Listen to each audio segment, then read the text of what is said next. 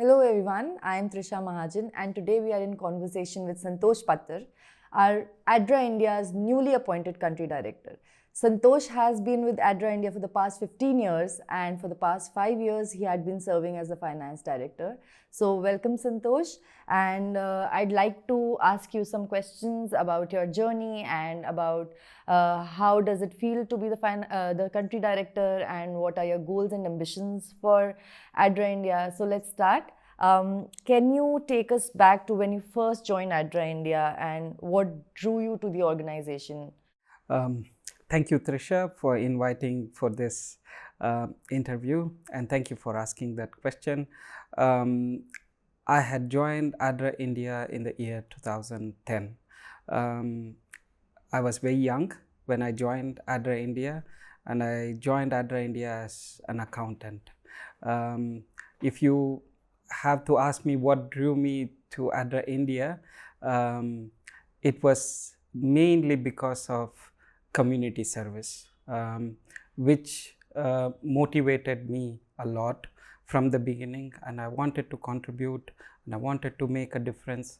That made me to take a decision to join ADRA India in 2010.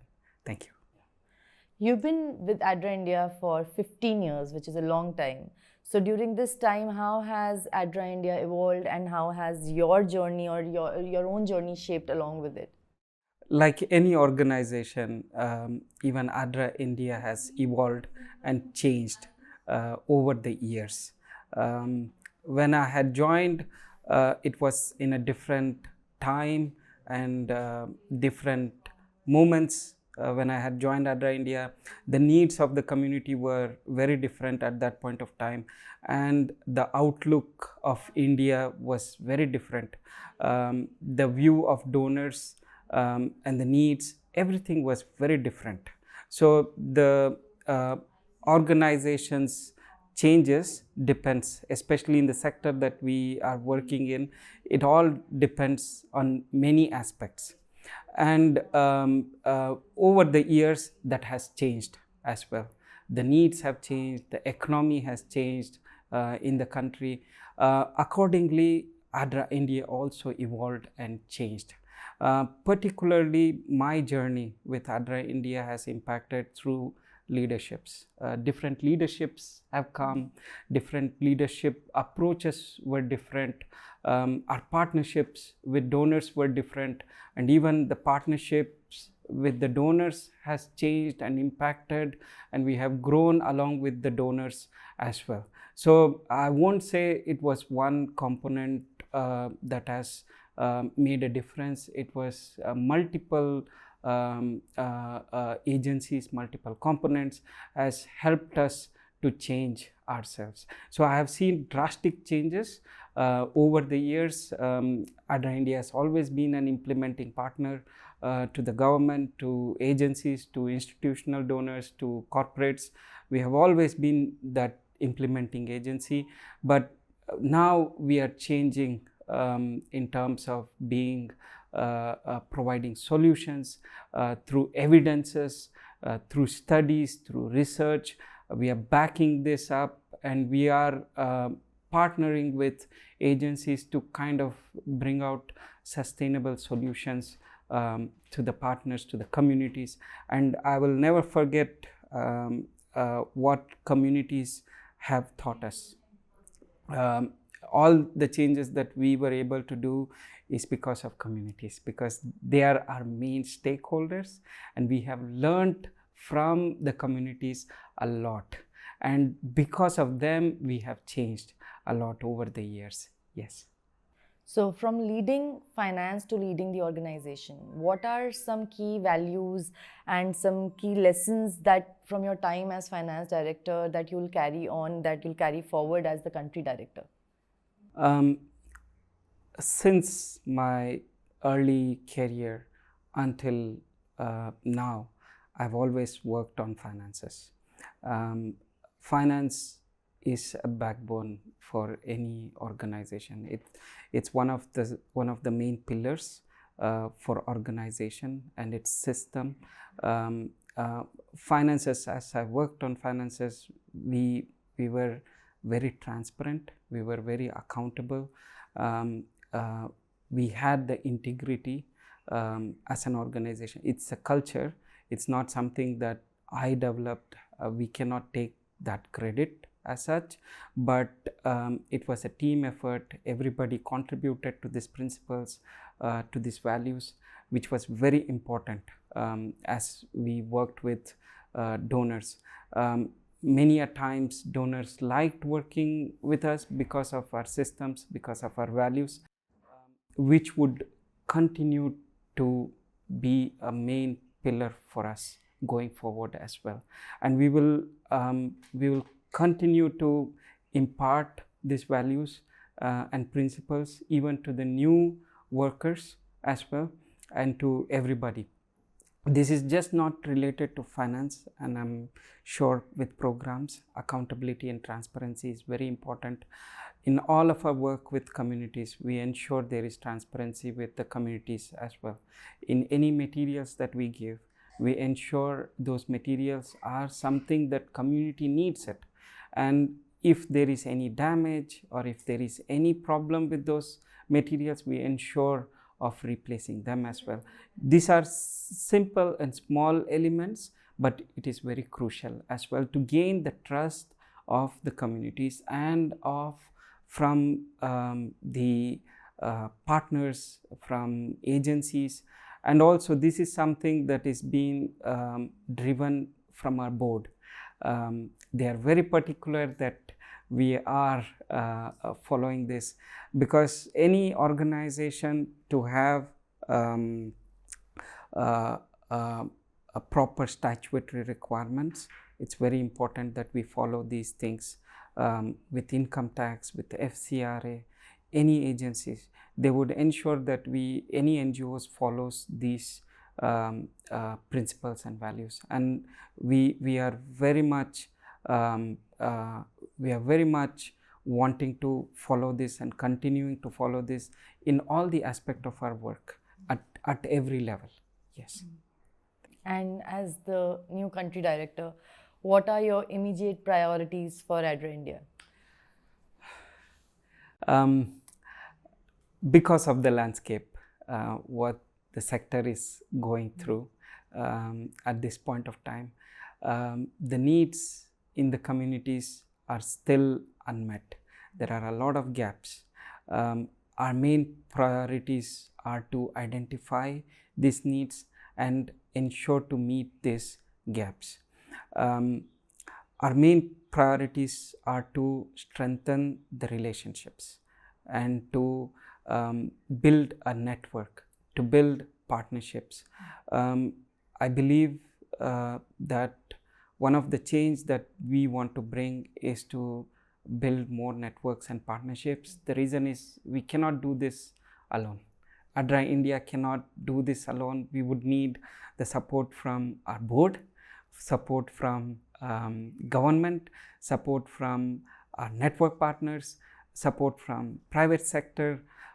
When we get all this support, and also the partnership with communities and with other like-minded organizations as well, which is very important to build this network and support, so that we can share our knowledge and we can bring on board with what we are doing, and we can take more assistance to the communities. Yes, yes. And yes. What is your long-term vision for the organization? The long-term vision is something that India is growing rapidly, and according to the growth of economy, ADRA India should also grow and try to be at a place where we can convert or transition ourselves from being an implementing agency to a donor agency, where we can address the local issues, but at the same time we try to address other countries' issues and problems. Because if we do not transition ourselves, I do not think so we'll remain to be where we are. And one of the ways to do that is entering into the space of forming Section 8 companies where we can initiate social enterprises, where we can develop business modules. We can achieve many things through social enterprises. That is something that we are visioning for the future, so that we can expand, not just being an implementing agency through social enterprises. We become that donor agencies also, so that we can kind of sustain our programs. We can have funds which are not restricted, where we can decide on by ourselves on what are the needs that we can address and how we can expand our work. And the reach at the moment in the country is about 8 to 11 states that we are able to penetrate every year. That is our average number of states that we represent. That is something that we would like to expand and go into the states where we have not worked. And also our turnover has been about average 2 to 3 million USD per year, which we would like to take that up and increase that. We had wonderful programs that we conducted last year, where we visioned as an organization. We are looking at 4 pillars of fund, people, faith, and administration. So we want to take all of this together, not just organization, because all these pillars are not nurtured. If they are not nurtured well, I do not think so we can achieve the targets that I just mentioned. So we do have a vision where we want to reach up to 20 million turnover per year by next 5 years. That is where we are heading towards to. The headway is not very smooth. This is where all our staff are continuously working and striving and trying to achieve this. Yes, this is our long-term vision. Thank you. And coming to the second pillar, which is people, what does leadership mean to you, and especially in context of a humanitarian organization? Yes, I have always believed in servant leadership. That is a style which has kind of really yielded positive results. I know there are a lot of different types of leaderships that has worked as well, but servant leadership is very close to me, because that gives an opportunity to build relationship with people. That is something that is very important. And when we build relationship with people, it's not about only we sharing or mentoring people, but people mentoring us as well, which is very important. We learn a lot from people. That is very important. A leader will not know everything. It's through people he understands, and having that empathy towards the workers, having that approach where all the staff finds it easy to approach anybody in the organization, where coordination, communication, unity, harmony, these are some of the things that we would like to inculcate in our working culture, which is already there. And we would like to do that not just in this office, in country office, but especially in field offices as well. We have very good, wonderful humanitarian leaders, and I think they have developed this as they have seen the communities every day in and out. I think communities have shaped and built leaders as well. So I would say servant leadership is something that we would like to promote, we would like to encourage. At the same time, being conscious leadership also is very important, so that we are always conscious about others and about where they come from. Yes, thank you. And coming from a finance background, do you think that financial experience is something that will play a role in your leadership style? Yes, Absolutely, absolutely. And I think that really helps in managing resources, making wise decisions, taking bold business decisions. Um, Financial knowledge will certainly help to anybody. That would certainly help where we can design our programs in a way that it's more of people centered and not organizational centered, and it kind of contributes more to the communities, less to us. As I said previously, principles, values will always bring in, and I think finances will teach people, and that is something that should not be only finance responsibility, but it should be everybody in the organization's responsibility as well. Certainly this knowledge will help immensely. Yes. Thank you. And considering a lot of NGOs and non-profits struggle between mission and sustainability. So what's your thoughts on providing programmatic excellence as well as creating that financial balance and health? How do we do that? Yes. I think as long as we have a mission, I would say mission is the priority, and all our designs of programs and projects have to be aligned with the mission. And once it is aligned with the mission, probably there's no question of we balancing it with the other elements.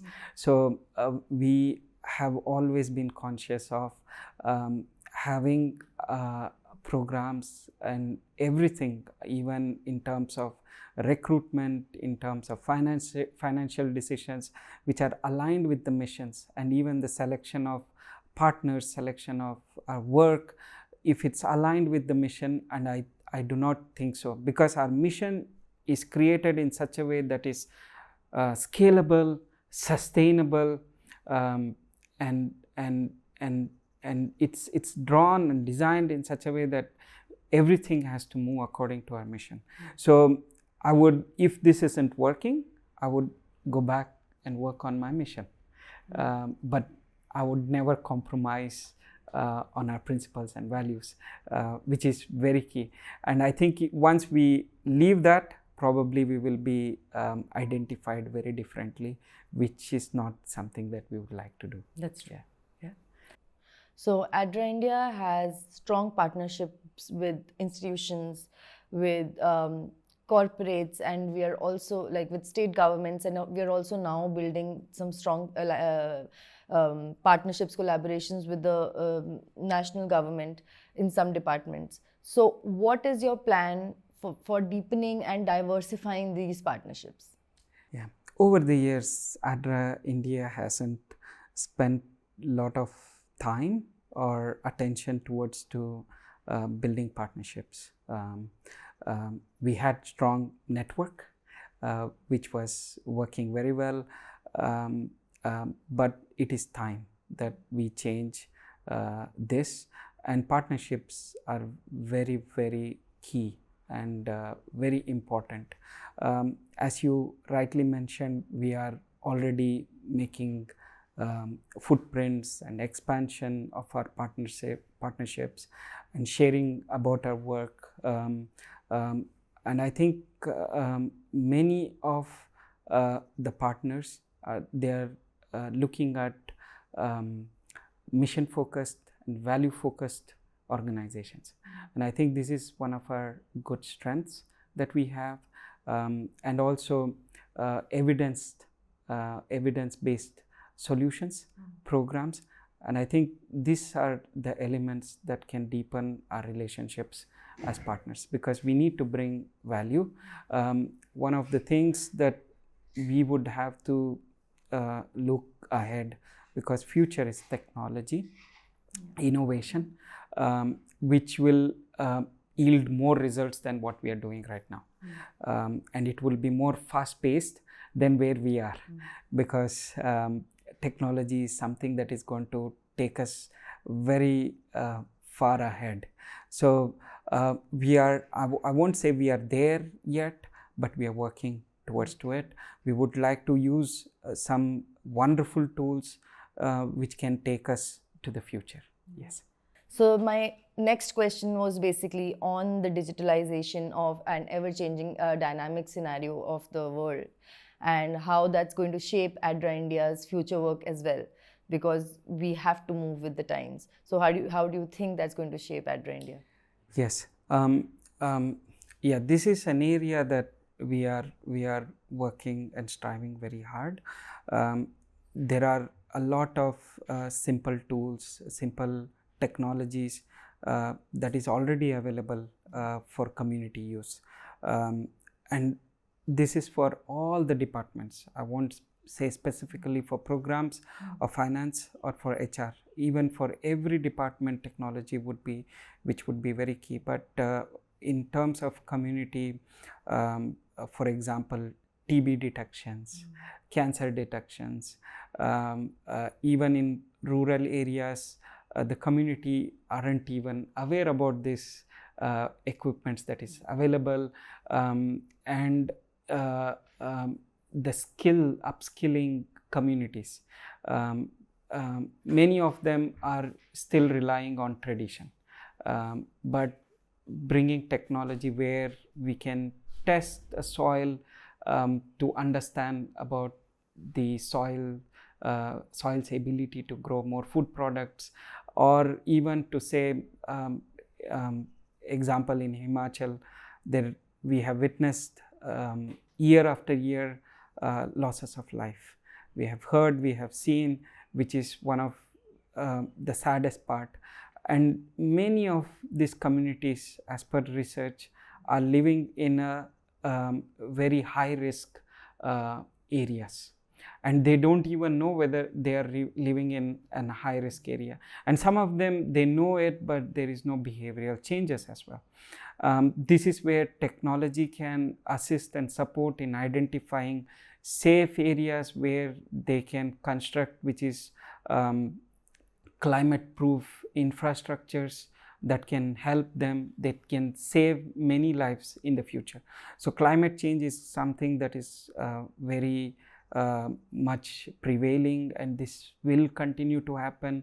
We have all the indications, all the reports are mentioning this, and I think technology would save a lot of lives in the future. And ADRA India will be prepared, and it will be in a positions where we will access and use to save human. Yes, thank you. Coming back to people, so our core strength lies in our people, which is from our community mobilizers to our country office staff.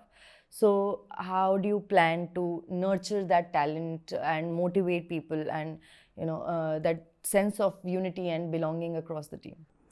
Yes, this is our people, our staff are the key for our success, and they are the main pillars. We have a lot of welfare initiatives.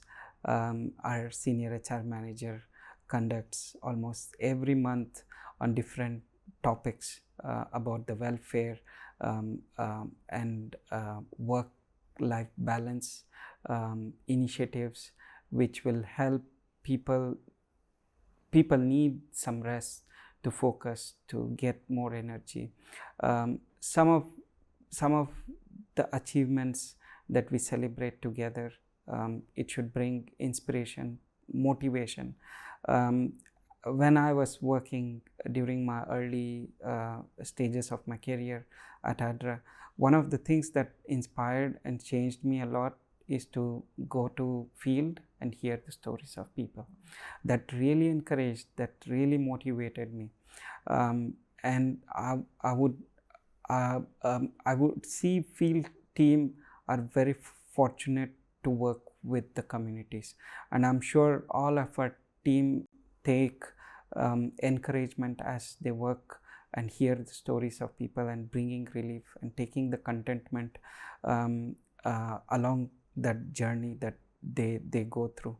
And capacity building, is very essential, very important, because if we do not upskill the capacity of our staff, I don't think so the wheel of the organization is moving ahead.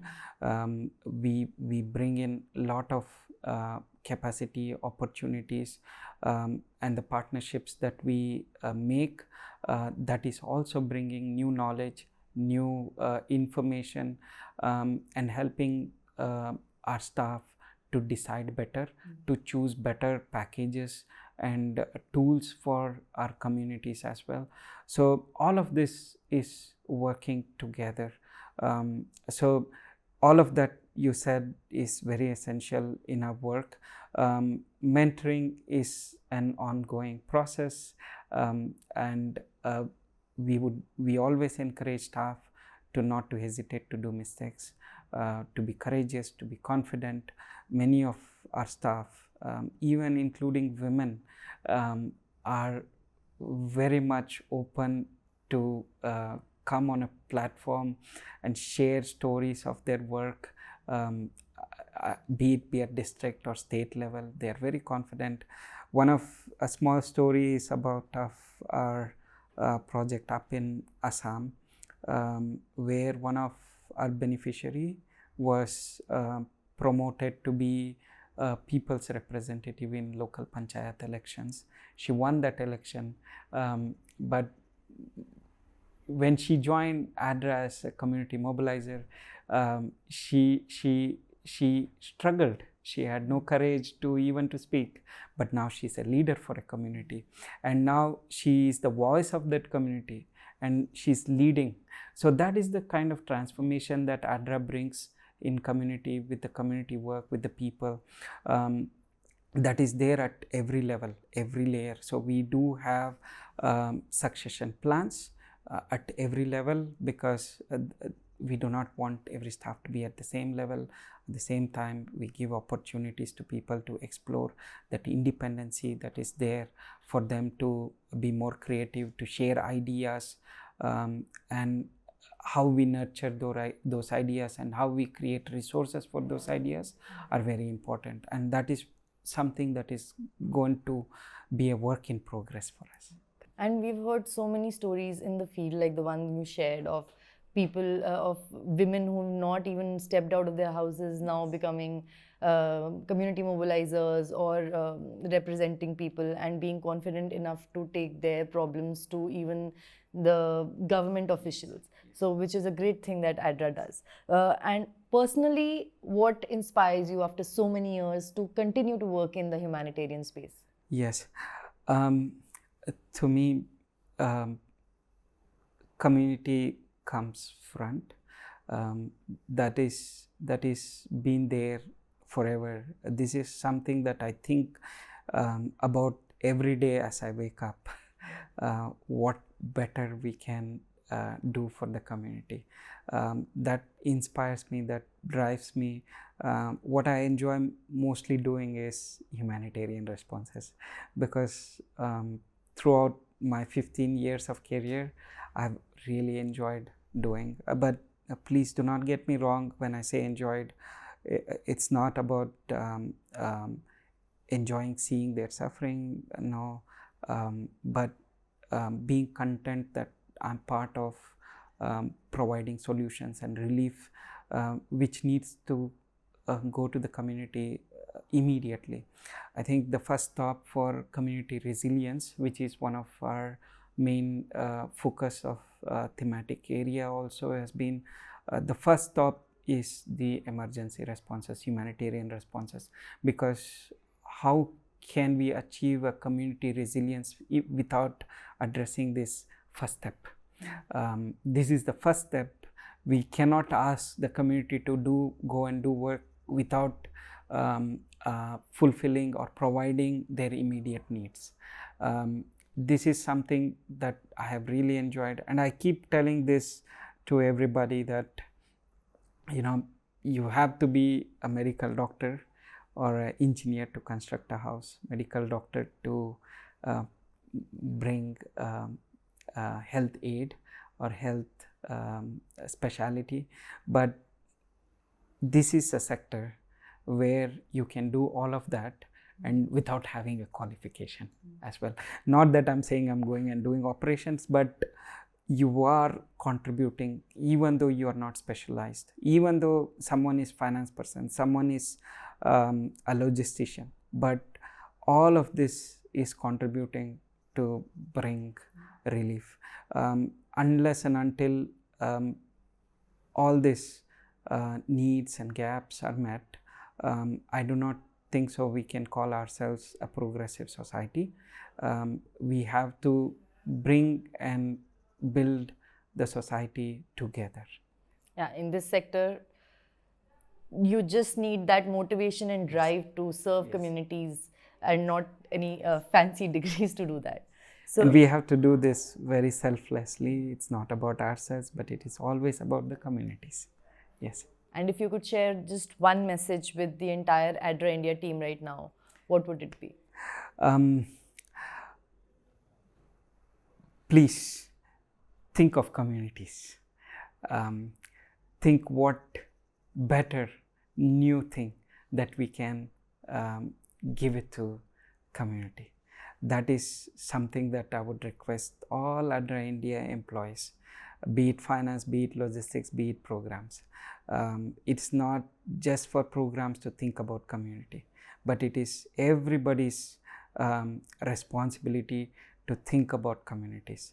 This is the message that I would like to share, and all of us are doing it, and I would request and encourage and motivate everyone to think about it more.